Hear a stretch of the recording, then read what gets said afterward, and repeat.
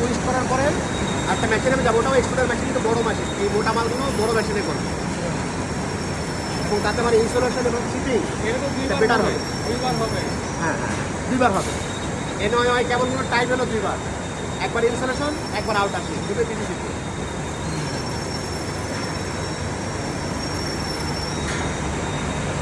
এটা যখন আমি স্টার্ট করছি তখন শুরুতেই আমি মেজারমেন্ট করে নিই, যার রিপোর্ট যাবে আসছে শুরুতে, মানে এর সিয়ার।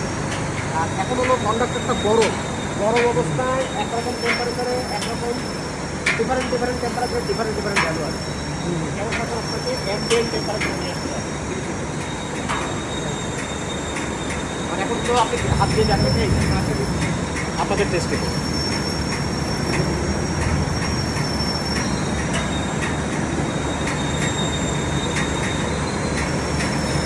দেখেন আপনাদের রিপোর্ট কত ভালো। দেখেন এই যে 240, হ্যাঁ 240 দেখেন 100